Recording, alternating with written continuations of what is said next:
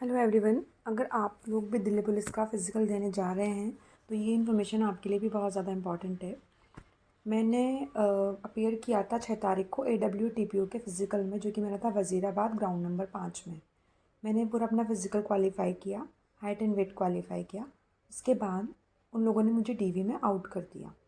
और DV में out करने के पीछे उन लोगों ने मुझे रीज़न ये दिया कि उनकी रिक्वायरमेंट थी 12th में PCM एज अ सब्जेक्ट आपके होना चाहिए, साइंस वगैरह आपके मैथ्स होना चाहिए 12th में। और मैंने 12th बायो से किया है, बल्कि मैंने उसकी जगह लगाया वहाँ पे पॉलिटेक्निक डिप्लोमा।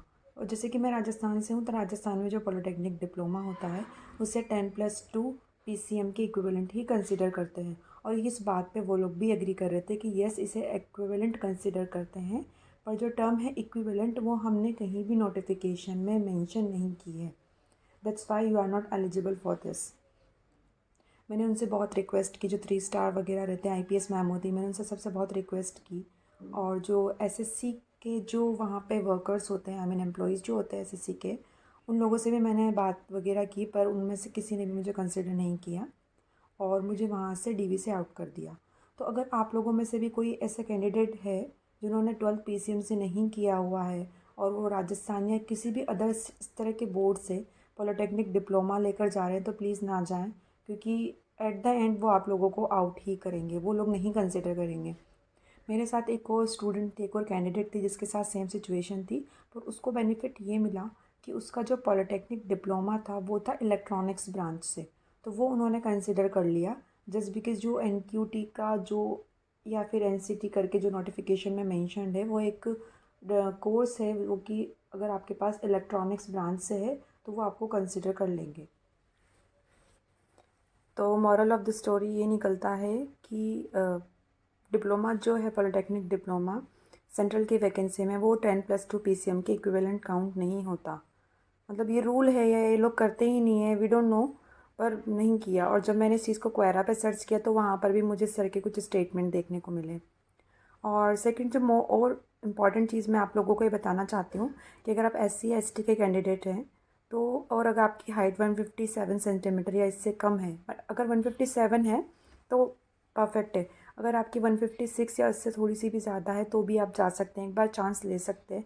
लेकिन अगर 156 से भी कम है तो मिनिस्ट्रियल में तो जैसे कि SC ST वालों को रिलैक्सेशन था, लेकिन WTO वाली वैकेंसी में SC ST वालों को 5 सेंटीमीटर का जो हाइट का रिलैक्सेशन है वो नहीं है। अगर आपके पेरेंट्स में से कोई दिल्ली पुलिस में है या आप हिली एरिया से बिलोंग करते हैं तो आप उसका सर्टिफिकेट लेकर आएँ, तो ही वो आपको 5 सेंटीमीटर का जो रिलैक्सेशन है वो देंगे। एक और चीज़ मैं आपको जल्दी से बता देती हूँ। मिनिस्ट्रियल वालों के कंपैरिजन में जो ये वायरलेस ऑपरेटर का जो स्टाफ है और जो वहाँ का मैनेजमेंट है वो इतना अच्छा नहीं है। उन्होंने एक साथ ही तो सारे बच्चों को एंटर करवा दिया वहाँ पे, और अंदर भी स्टार्टिंग के 2 बैच उन्होंने रैंडम लिया, I mean first come first serve type से, और उसके बाद में उन्होंने रोल नंबर वाइज लिया। मैं 6 बजे वहाँ पे ग्राउंड में पहुँच गई थी, मैंने सामने स्टे किया था। और मिनिस्ट्रियल में भी मैं 6 बजे पहुँच गई थी, और मेरा सेकंड राउंड में जो है मेरा रनिंग में नंबर आ गया था। और WTO वाले में मेरा नंबर आया 7th round, I mean second last में। तब तक बहुत धूप हो चुकी थी, 10:45 हो चुके थे।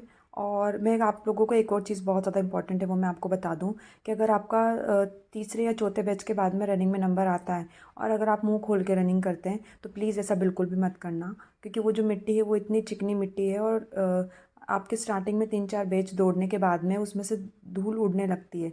मतलब पहले तो क्या है, वो पानी को छिड़काव वगैरह करके उसको मिट्टी को बिठाए रखते हैं, लेकिन बाद में फिर वो बीच में छिड़काव नहीं करते और वो मिट्टी उड़ने लगती है। और मेरे बैच में लड़कियाँ, 1-2 को तो वॉमिटिंग सा भी हो गया था, और लिटरली वो इतनी भयंकर तरीके से खांस रही थी। 80% लड़कियां खांस खांस के बुरी तरीके से परेशान हो चुकी थी। मेरे खुद की नाक में इस तरह से डस्ट की मुझे एलर्जी मामूली सी, पर इतनी कोई मेजर नहीं है, लेकिन मतलब बहुत ज़्यादा दिक्कत वहाँ पे फेस करनी पड़ रही है। तो ट्राई करना आप स्टार्टिंग के बीच में ही आपकी रनिंग हो जाए तो बहुत सही रहेगा आपके लिए। और अगर बात के बीच में आता है तो मैंने जैसा बताया है, आप मुंह खोल के बिल्कुल रनिंग ना करें। और आप मतलब फर्स्ट राउंड तो ट्राई करें, और अगर आपको लग रहा है कि मुंह खोलना पड़ रहा है तो मुंह पे हाथ रख लें, या जैसा भी हो आप वैसा कर लें।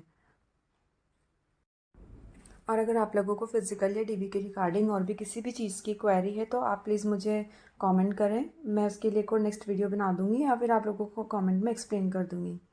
और प्लीज़ लाइक, शेयर, सब्सक्राइब करना ना भूलें। Thanks for watching.